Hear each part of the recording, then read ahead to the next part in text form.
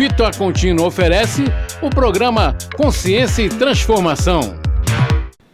Olá a todos, nós estamos aqui no nosso programa Consciência e Transformação. A pergunta de hoje é: o que deixa você inseguro? Que tipo de situações no seu dia a dia, com as pessoas, no seu trabalho, que deixa você inseguro? Nós estamos então começando mais um Consciência e Transformação.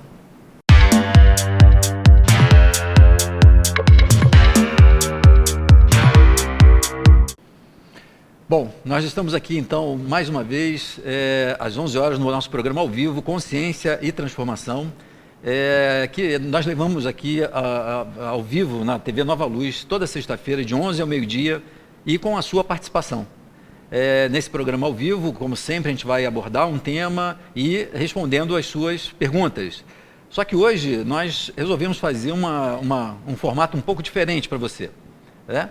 Nós estamos colocando já desde o início uma pergunta, o que deixa você inseguro, e eu estou convidando você a, desde já, enviar a sua resposta, porque aí eu posso comentar e vou trazer algumas reflexões, alguns exemplos, causas e consequências das inseguranças, diversas inseguranças que todos nós passamos, a partir daquilo que você traz de contribuição sobre a sua experiência, sobre os seus sentimentos. Então, pode começar a mandar, nós já começamos aqui antes do ar, mandando já algumas colocações para as pessoas, e nós já estamos recebendo aqui algumas respostas, e é em cima dessa questão da insegurança que nós vamos levar todo o nosso programa para atender a sua necessidade e trazer uma reflexão sobre esse tema que, de um modo geral, todos nós hoje atravessamos na nossa vida.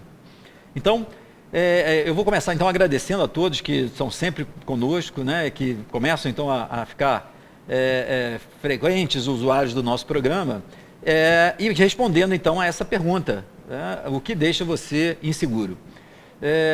A Evelane de Fortaleza, bom dia Evelane, começou logo antes do programa mandando para a gente assim, muita coisa me deixa insegura, mas a violência tem surtido um efeito destrutivo.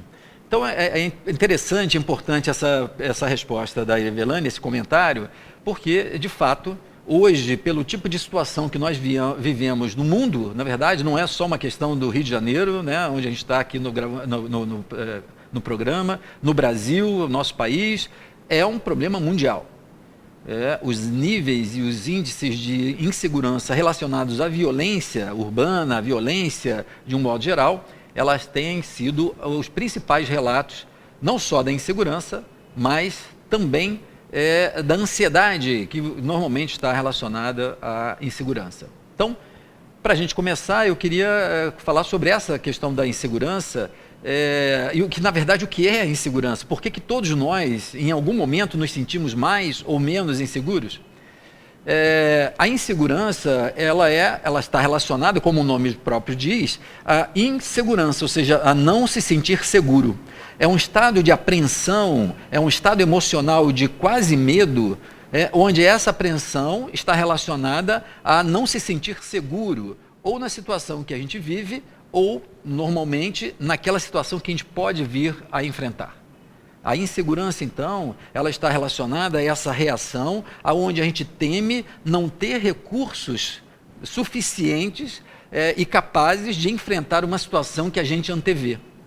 E isso, na verdade, é um mecanismo psicológico extremamente positivo. Se nós pensarmos, essa insegurança faz com que a gente possa, então, fazer uma avaliação mais adequada do tipo de recurso que nós temos, do tipo de capacidade que nós temos e do que nós precisamos desenvolver na vida para poder enfrentar ou superar qualquer tipo de dificuldade, seja uma dificuldade pessoal, um conflito familiar, ou então, por exemplo, um desafio no trabalho. A insegurança faz com que, de alguma forma, a gente possa avaliar o que realmente seria necessário, o que nós julgamos fundamental para poder levar a cabo aquela situação. E como, de um modo geral, nós nunca sabemos, e a cada dia nós temos desafios diferentes, a tendência é nós nos sentirmos inseguros, porque sempre nós estamos sendo convidados pela vida a desenvolver novos recursos, a estar mais preparados, a nos preparar e desenvolver capacidades, habilidades, virtudes, para que a gente possa enfrentar essas dificuldades, esses desafios, alcançar essas metas. E como nós temos vivido num mundo cada vez mais complexo, esses recursos e essa consciência dos recursos, muitas vezes ela fica mais incerta, ela fica muito frágil. Então vejam que se nós pensarmos no mundo hoje, nas solicitações que nós temos, as diversas solicitações que nós temos no mundo, é natural que a gente então perceba, num dado momento, não se sinta totalmente confiante em relação a termos ou não aquela capacidade de enfrentar e superar aquela dificuldade. Então, a insegurança, ela tem a ver com um ajuste da nossa autoconfiança. Insegurança tem a ver com a nossa autoconfiança. O grande problema da insegurança é quando ela passa de um determinado limite, onde o nível de ansiedade, ela então leva um tal nível de desconforto, uma antecipação de um cenário tão negativo, que a gente então se sente incapaz com qualquer recurso que a gente tenha. E aí então a gente paralisa, a gente então recua, a gente então fica tomado pelo medo, pela ansiedade. Então, nesse caso, quando a insegurança passa desse limite, nós então entramos no lado negativo da insegurança, onde ela gera então uma série de desequilíbrios emocionais, comportamentais, psíquicos, que nos fazem então entrar em quadros até algumas vezes mais graves, mais patológicos, mais graves em termos de ansiedade, de depressão, de evitação social. Então, essa ansiedade, essa insegurança que ultrapassa esse limite, ela então começa a trazer prejuízos para a vida pessoal, para a saúde, enfim, para uma série de dificuldades que a pessoa aumenta, né, nesse sentido. É nessa hora, normalmente, quando a insegurança entra nesse nível mais negativo, é que costumam surgir as crenças inconscientes, que a gente chama de crenças destrutivas, crenças limitantes. São aspectos que nós acreditamos que estão no nosso psiquismo de profundidade e que nessa hora, diante da insegurança, eles vêm à tona com muita força. Nós vamos comentar aqui, diante dos comentários, nós vamos comentar algumas dessas crenças limitantes das situações de insegurança. Então, eu queria falar especificamente a Ivelane sobre a questão da violência urbana e da violência hoje de um modo geral, é que o maior problema que nós temos sentido e que nos coloca nesse estado é por conta da sensação de vulnerabilidade diante de uma ameaça real.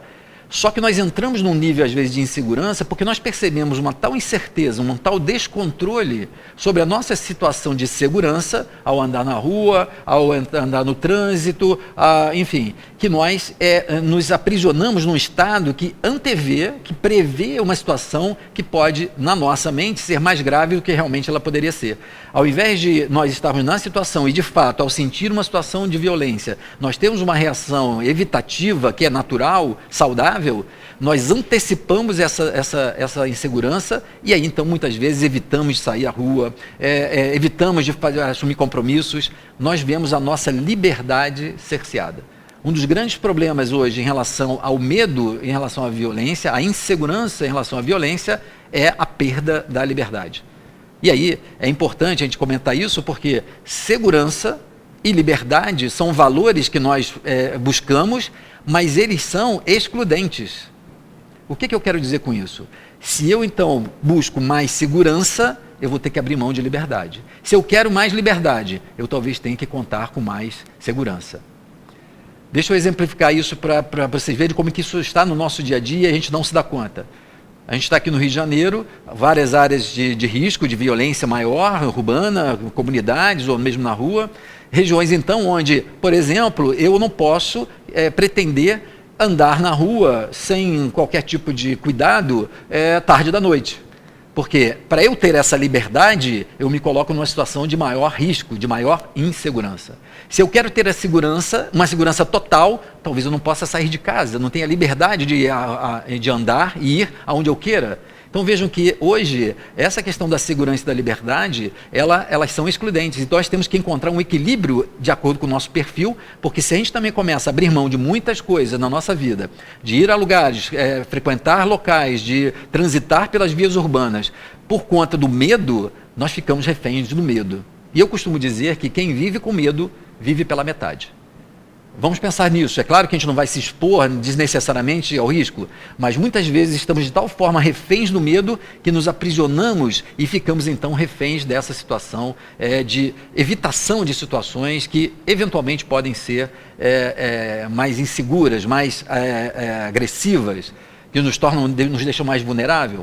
Então é preciso ponderar isso para também não abrir totalmente mão de alguma liberdade, porque senão isso também tende a gerar um nível de frustração, um nível de fechamento em si mesmo, que também pode não se tornar um mecanismo tão saudável.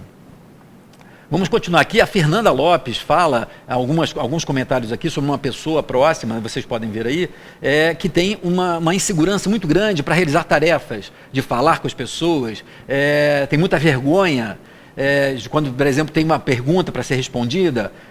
Fernanda, não sei se você viu, nós fizemos 2 programas sobre a timidez, um programa sobre a timidez que está gravado tanto no TV Nova Luz, no canal do YouTube da TV Nova Luz, como no canal do YouTube Milton Menezes.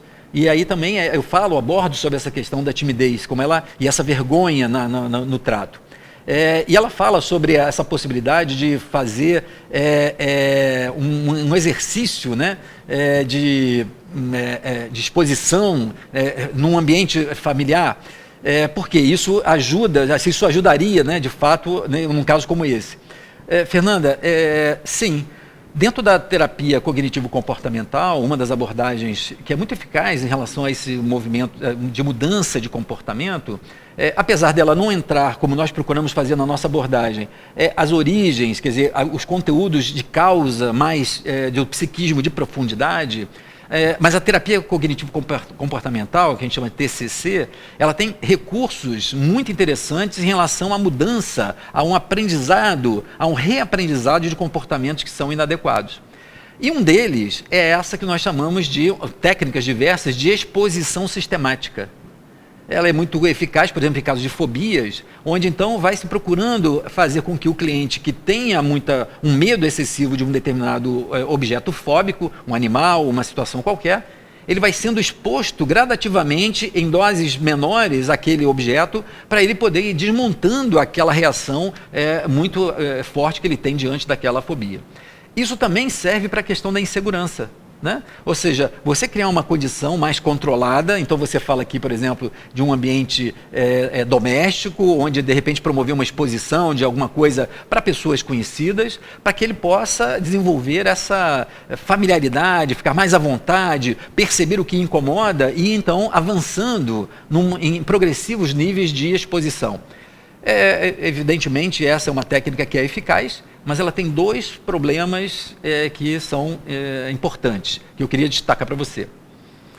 O primeiro deles, dessa situação da exposição sistemática, é que nós devemos ter cuidado, porque como o medo, muitas vezes ele pode ser intenso, a insegurança é só já uma prevenção desse medo, mesmo num ambiente controlado, mesmo numa situação familiar, de familiares, essa exposição sistemática faz com que o cliente sofra o confronto e o contato com esse medo permanentemente, porque ele tem que estar lidando com esse medo. Então, é desgastante e é sofrido porque ele tem que ter, ao longo desse processo, desse tratamento, ele vai lidar permanentemente com medo. E isso costuma ser desgastante para o cliente e tem que saber conduzir para que não seja um sofrimento exagerado e desnecessário dele.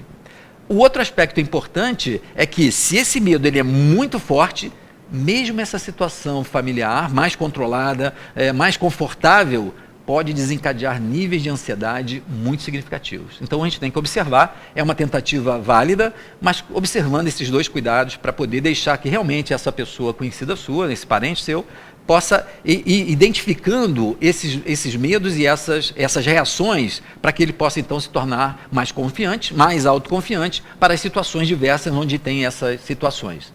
Caso ele identifique que é ainda muito difícil, talvez ele precise realmente buscar talvez um acompanhamento profissional para poder buscar a origem, ressignificar essa reação.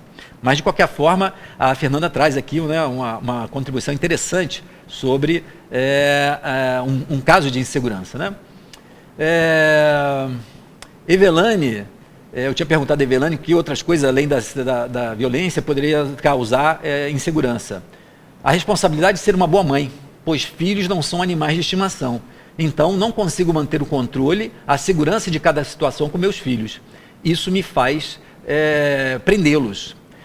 Evelane, essa que é a grande questão. Por isso que quando eu comecei falando sobre a insegurança ela está muito relacionada, na grande maioria das vezes, a uma sensação de incapacidade, de não termos a competência, de não termos os recursos, de repente, numa determinada situação, nós não sermos capazes de lidar com aquela situação.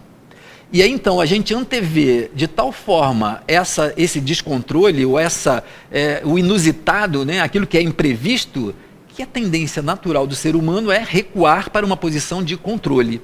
Então, evitar sair de casa, por exemplo, prender os filhos para evitar que eles se coloquem numa situação de risco, de repente, manter uma atitude de educação mais conservadora para evitar isso ou aquilo. Só que, na contramão dessa atitude, que é compreensível, nós acabamos não preparando também os nossos filhos para a realidade que cada vez é mais desafiadora no ambiente externo. Nós acabamos não preparando, por exemplo, nossos filhos para o mundo. Buscamos de tal forma preservá-los e protegê-los, e apesar de ser compreensível, também evitamos que um dos nossos papéis é prepará-los para que também tenham um tipo de habilidade, que desenvolvam recursos para, por exemplo, identificar uma situação perigosa em termos de violência urbana, por exemplo, um tipo de como caminhar numa condução pública, por exemplo, como evitar determinadas situações onde o perigo pode estar parecendo evidente. E é claro que para a criança, dependendo do nível de desenvolvimento, isso vai ter estágios que a gente precisa superar. Na verdade, nesse desafio da educação, nós passamos permanentemente com momentos de insegurança. Por quê? Porque, de fato, e aí considerando a lógica da reencarnação, considerando a dimensão espiritual, espíritos que reencarnam com cargas, com bagagens, com traços completamente diferentes uns dos outros. Fazendo então com que também a nossa responsabilidade como pais e responsáveis na condução da educação também nos estimule a desenvolver novos recursos para dar conta das demandas crescentes e novas que estão surgindo pela tecnologia, pela cultura, pelo avanço e o progresso da sociedade. Então, nos levando a rever, por exemplo, os processos de educação, não só a educação formal na escola, mas como nós vamos lidar com questões sobre drogas, sexo, doenças sexualmente transmissíveis, violência sexual, bullying, enfim, violência urbana, várias situações que nós somos colocados em condição de rever até os nossos próprios conceitos para poder auxiliar os nossos filhos. Então, essa insegurança ela é natural, mas nos leva realmente a explorar novos recursos de acordo com as necessidades também de nossos filhos. A grande questão, Evelane, e quem está nos assistindo, é que nós temos uma tendência no nosso psiquismo a pretender estar sempre seguros. E ser seguro é poder ter um controle ou um conhecimento, um domínio sobre as situações que nós estamos vivendo ou que vamos viver. Normalmente, quando então essas situações se modificam, os cenários se alternam, nós tendemos a desenvolver essa insegurança porque percebemos que esse descontrole nos leva a uma situação que pode ser imprevista, pode surgir alguma coisa que nos surpreenda e que exija um recurso que a gente tema que não tenha. Mas, por outro lado, vejam bem, né, a vida é muito sábia.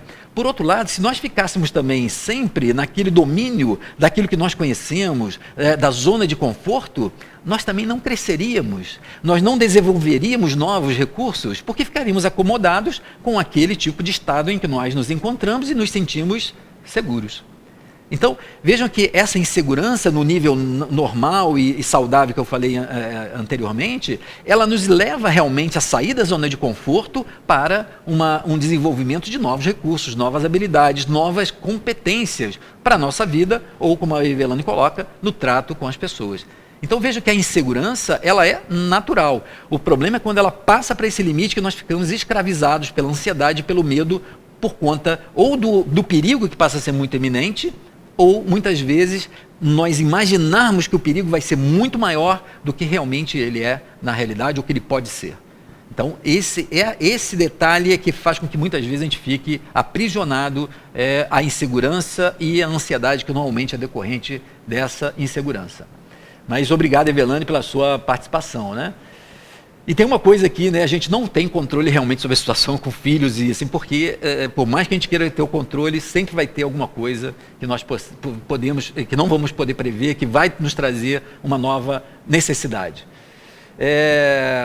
A Fernanda fala que é de Porto Alegre. O primo dela tem 12 anos, então essa exposição com 12 anos, Fernanda, ela pode ser útil e válida e torná-la bem lúdica, né? Dele contar uma história, dele poder fazer um teatrinho com bonecos, porque esse aspecto lúdico vai fazendo com que ele também se solte e perceba a autoconfiança. A idade dele é boa nesse sentido para que ele não sofra ou venha a sofrer muito em termos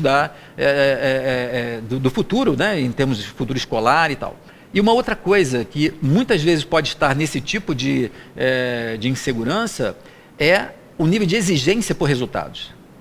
Às vezes a própria família, a expectativa dele sobre uma cobrança de resultados da família e às vezes da própria criança que se coloca um nível de exigência sobre resultados escolares, de performance, que faz com que ela fique sempre no nível de tensão, achando que pode não ter um resultado que seja bem avaliado, que tenha consequências ruins por essa avaliação ruim. Então, também é de observar isso para deixá-lo tranquilo em relação à carga de cobrança, ou que é feita sobre ele, ou que ele mesmo faça sobre si mesmo. Esse é um aspecto que costuma ser muito importante, não só na criança, mas em muitos casos onde a insegurança vem em relação à performance, a resultados.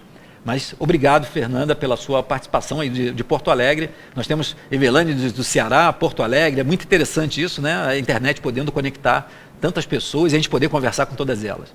Vânia Aragão, bom dia a todos.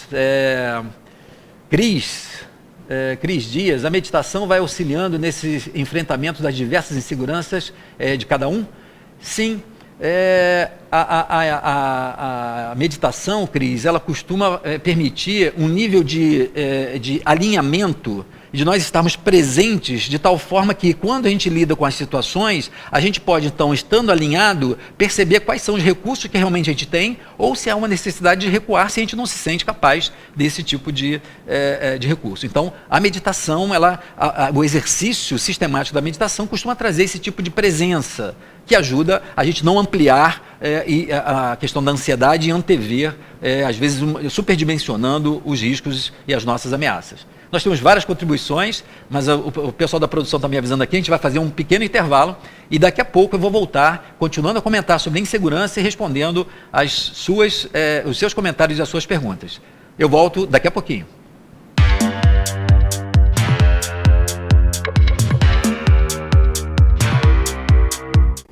Olá, meu nome é Alexandre Queiroz e eu gostaria de divulgar a peça Entre o Céu e o Inferno, o musical. É uma produção, uma realização da Oficina de Estudos da Arte Espírita.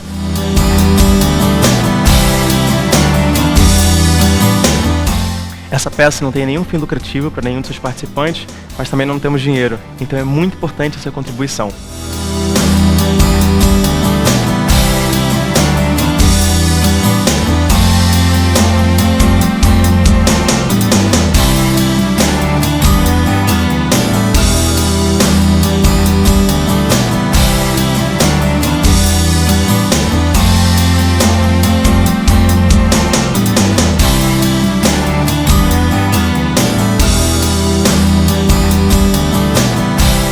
A contribuição é muito importante para que a gente possa dar vida a esse projeto.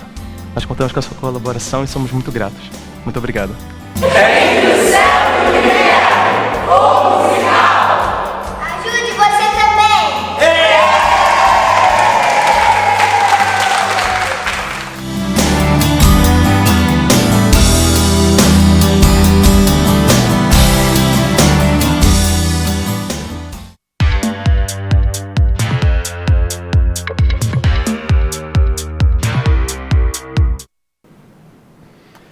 Olá, nós estamos de volta com o nosso programa Consciência e Transformação. E hoje, um programa um pouco diferente, eu estou desde o início respondendo aos comentários, várias pessoas comentando, trazendo as suas observações sobre o tema da insegurança, o que deixa você inseguro. E eu vou continuar aqui respondendo a esses comentários, eu acho que esse é um modelo interessante, porque a gente conversa mais próximo e a gente tem como ir comentando conforme as pessoas vão colocando as suas questões, os seus comentários.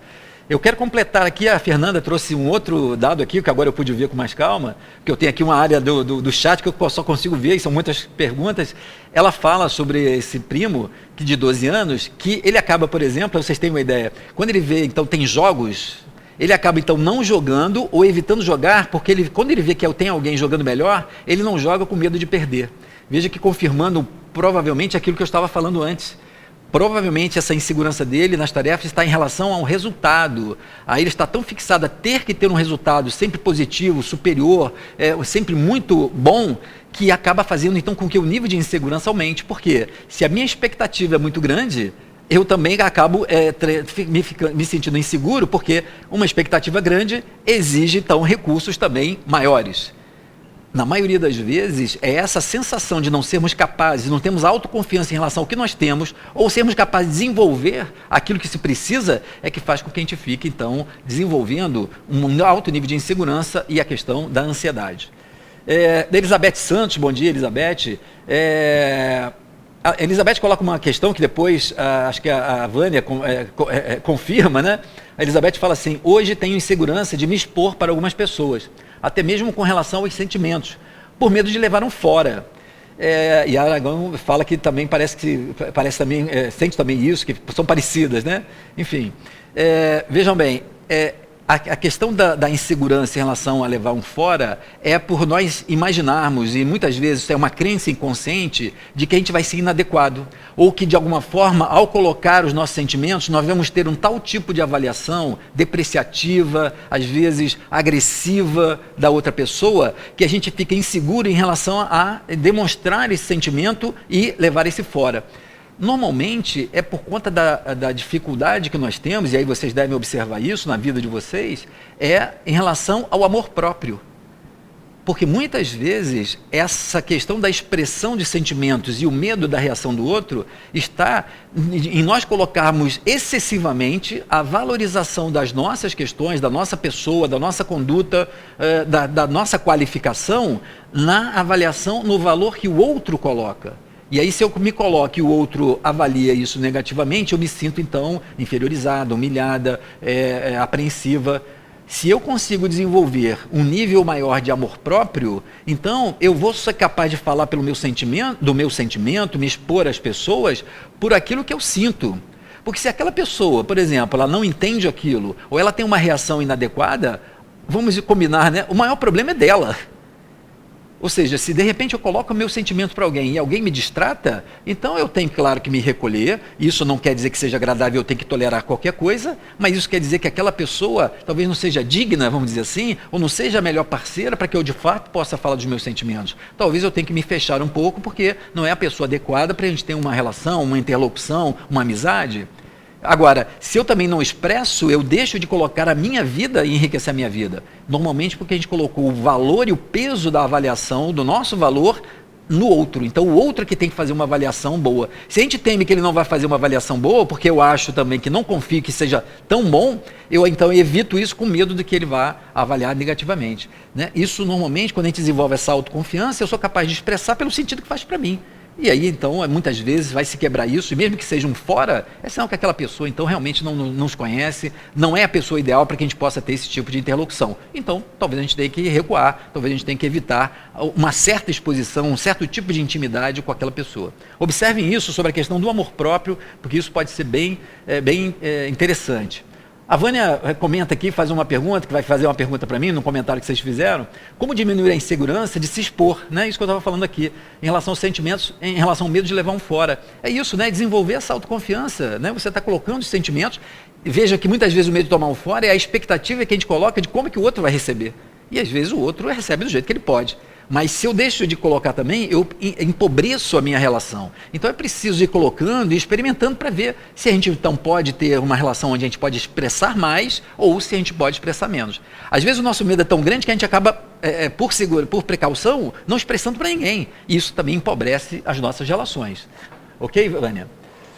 Mary, bom dia, Mary. Sou professor de matemática e percebo que muitos alunos mostram um desempenho que não condiz com o que ele sabe em situações de prova de matemática, devido à insegurança e à autoconfiança. Veja, Mary, é isso que a gente estava falando aqui sobre a insegurança, né? Muitas vezes a pessoa tem o recurso, ela tem a competência, mas ela estabelece uma tal ideia de que aquilo não é suficiente para um determinado resultado, ou ela estabelece um resultado uma expectativa tão alta, que então ela não sente segurança de que aqueles recursos são suficientes para aquele resultado. E aí então ela paralisa. O que a gente observa é que isso acaba sendo um círculo vicioso em que a ansiedade e a insegurança acabam então comprometendo mais ainda o resultado. E aí confirma o pensamento. E aí, ao confirmar o pensamento, a pessoa se sente mais insegura, então ela perde mais o resultado e isso tende a criar uma situação de muita paralisação. E é uma coisa interessante, né, que a gente pode aproveitar na contribuição da Mary, é que tem algumas disciplinas, por exemplo, a matemática, a física, que por terem um nível de exigência em relação à precisão, em relação ao domínio de certas regras, que tem uma precisão até de resultados muitas vezes, que leva muitas vezes as pessoas a acharem e terem dificuldade por conta desse nível de exigência de uma precisão que às vezes uma ciência mais humana ou social, onde há uma reflexão, parece que levaria a um maior conforto. Na verdade, é muito pela característica da precisão e da performance que é exigida em relação à precisão de um resultado, a encontrar a resposta certa, né? Isso fazendo então com que muitos alunos, e muitos adultos também, alunos jovens e adultos, tenham medo e insegurança em relação, por exemplo, a algumas disciplinas como matemática, física. Na minha observação, eu acho que tem a ver com essa questão da precisão, há uma pressão sobre essa questão do resultado. Mas obrigado, Mério, pela sua contribuição, sempre aqui conosco no nosso programa, né? Vânia, notas em provas ou concursos não quer dizer nada, às vezes a insegurança atrapalha, com certeza, né? Eu tenho agora recentemente a época de concursos, né? E com a crise de empregos, muitas pessoas procurando os concursos, a insegurança em relação imagina, um concurso público para um tribunal qualquer desse, seja federal ou estadual. Um nível de exigência de várias disciplinas no nível do detalhe. Um número enorme de pessoas que estão se candidatando. E aí, então, as provas passam a ser muito melhor elaboradas nem sempre, mas num nível de exigência do detalhe para fazer realmente um corte. Essa sensação de estar, então, diante de uma possibilidade tão adversa faz com que a pessoa sinta de uma tal insegurança que ela acaba prejudicando, inclusive, o estudo. Porque quando ela está estudando uma coisa, ela já está pensando na outra, naquilo que de alguma forma ela poderia deixar de... ela está estudando uma coisa, mas pensando no que ela está deixando de estudar. Resultado, ela nem estuda bem isso, nem estuda aquilo. E aí então a sensação de não completar o estudo vai aumentando a insegurança e vai impactar decisivamente o resultado. Vamos ver aqui várias participações. André Rabelo, Joilson, ansiedade, depressão e timidez. Seria fruto da insegurança? Joilson, excelente pergunta. Ansiedade, depressão e timidez seriam frutos da insegurança? Veja bem, é uma questão importante porque a gente não pode resumir, né? Ou seja, com uma causa única, a insegurança, a ansiedade, a depressão e a timidez. Como a gente já falou no programa da timidez, existem vários aspectos que podem compor ou causar essa reação final do comportamento do tímido, por exemplo. A ansiedade também, nós já fizemos o programa e vamos repetir o programa de ansiedade, porque é um tema sempre vasto. Não necessariamente a gente vai atribuir exclusivamente a reação de ansiedade à insegurança, mas a insegurança ela tende a gerar necessariamente um nível de ansiedade. A ansiedade que de alguma forma pode ser natural, mas ela então é uma ansiedade saudável, porque ela nos leva realmente a antecipar e a buscar os recursos para aquilo que a gente está antecipando, mas a ansiedade que é mais negativa, e normalmente quando ela fica característica da insegurança, é a ansiedade que antecipa e amplifica esse resultado, o que pode acontecer de ruim, fazendo então com que haja um quadro de ansiedade até patológico. Pode então gerar também a depressão, porque a insegurança e a sensação de incapacidade de não ter recursos pode de fato sim levar a um quadro depressivo. E a timidez, como a gente falou, ela é uma das causas da timidez, essa insegurança. A insegurança de como eu vou ser avaliado, como eu vou ser recebido, se eu vou ser amado ou não, se eu vou ser entendido, se eu estou adequado. Essa insegurança em relação a esses atributos pessoais pode fazer então com que a pessoa se introjete, ela fique mais fechada, ela diminua as relações sociais, fazendo então essa característica do tímido, da timidez. Então, Sim, de fato, a insegurança pode ser uma causa da ansiedade, da depressão e da timidez, principalmente, mas não necessariamente é a única causa desses problemas. E eu queria responder aqui uma pergunta, acho que da Andréia Rabelo, que tem a ver com isso. Deixa eu achar aqui. Andréia Rabelo, quais os sinais da insegurança normal para a patológica? Andréia, excelente pergunta e vai muito aqui complementando a pergunta do Joilson, né? Joilson que também é um grande conhecido de muito tempo. Andréia, a gente pode perceber as diferenças pela intensidade dos seus efeitos. Então, o que eu quero dizer com isso? Quando nós pensamos na insegurança normal, por exemplo, eu tenho uma prova, eu tenho, então, como eu estava falando, um concurso, e eu percebo que eu não estou seguro, ou seja, eu percebo que não estou totalmente, ou me sentindo à vontade, confortável, de dominar uma determinada cadeira, uma determinada matéria. Então, essa insegurança, diante de uma avaliação daquilo que realmente eu acho, dos meus recursos, da minha capacidade para o enfrentamento de um desafio, faz mobilizar esses recursos para adquirir aqueles recursos, ou então contornar aquele recurso que eu não tenho. Então, por exemplo, eu preciso aqui falar no programa, mas vamos dizer que então eu tivesse um problema de dicção. Então, eu posso ficar inseguro de falar, mas eu tenho que então buscar um recurso para poder não deixar de falar e buscar contornar isso. Então, a insegurança normal é aquela que estabelece um nível de avaliação crítica da situação, dos meus recursos e me leva naturalmente a desenvolver ações para me sentir seguro, né? Ou então conseguir conviver com essa insegurança. Por quê? Porque tem vezes que a gente vai constatar que não há como ter recursos suficientes para aquilo. Eu falava ainda há pouco sobre a questão da segurança, da violência urbana. É um exemplo típico, que é o que eu posso dar um recorte mais focado. Vamos dizer que você, de repente, se sinta inseguro de ir para um determinado local, por exemplo, no Rio de Janeiro, atravessar o Rio de Janeiro, passando por algumas regiões que você não conhece, para um evento público, um evento que vão ter muitas pessoas. Eu posso me sentir inseguro, mas se aquele evento é importante para mim, seja por importância de trabalho ou de lazer, eu preciso avaliar se realmente eu tenho informações que me levem a, por exemplo, saber se eu tenho condição e segurança para poder passar naquelas regiões, se eu tenho que fazer, por exemplo, um caminho alternativo para me sentir mais seguro. Ou seja, eu me sinto inseguro, mas me leva a uma ação de poder identificar se eu tenho recursos, seja um outro trajeto, se eu tenho realmente as vias que podem ser policiadas, por exemplo, né, que tenha um policiamento que eu julgue razoável. E também, em algum momento, eu saber que, por exemplo, eu posso ir para um evento desse, ter algum nível de insegurança, porque um evento, por exemplo, com muitas pessoas, pode eventualmente acontecer uma confusão, pode acontecer algum tipo de problema, mas eu saber que eu tenho recursos para, por exemplo, naquela hora, poder buscar sair do lugar, poder perceber e aí sair antecipadamente, ou poder evitar uma determinada confusão, porque muitas vezes aqueles recursos vão ser provados na hora. Muitas vezes a insegurança ela fica patológica porque a gente começa então a querer controlar todas as variáveis para poder se sentir seguro. Ou seja, às vezes o nosso nível de segurança, o que nós estabelecemos para que a gente fique confortável é de tal ordem que ele é impossível de ser alcançado, fazendo então com que a gente aumente a ansiedade. Essa ansiedade é porque eu fico tentando então antecipar e controlar todas as variáveis, planejar todas as ações para poder me sentir seguro. Infelizmente, isso hoje é impossível, porque nós temos uma vida tão complexa, são tantas variáveis a considerar, que a gente tem que sempre estar lidando com alguma coisa do imponderável. Se a gente não lidar com isso, a gente não vai desenvolver autoconfiança, e também não vai conseguir participar e realizar algumas dessas nossas tarefas, dos nossos desafios. Então, eu não vou poder sair de casa, não vou poder ir a eventos públicos, não vou poder atravessar o Rio de Janeiro, vou ter que trabalhar e morar perto. Eventualmente, se eu posso fazer isso, ótimo.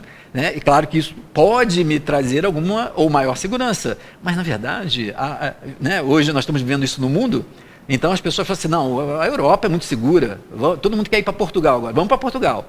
E aí você vê então, de repente, cidades na Inglaterra, na Alemanha, que sempre foi um exemplo de segurança, ameaçadas, por exemplo, com um ato terrorista. Então, quer dizer, isso vejam que não é um problema só nosso, do nosso país, mas é mundial, porque nós estamos sendo experimentados a avaliar coisas que são essenciais na nossa vida. E também como nós vamos desenvolver essa autoconfiança, o equilíbrio, né, entre essa segurança e essa liberdade, para também não ficarmos aprisionados pelo medo. Né? Então, é muito legal essa sua pergunta, André. Obrigado pela sua participação. Vamos ver aqui a Delma. Bom dia, minha insegurança é com amizade. Já tive tantas decepções que hoje tenho medo de me aproximar de alguém. Adelma, e depois acho que a Vânia também faz um comentário em cima desse comentário da Delma. Isso é verdade, né? Ou seja, o que acontece?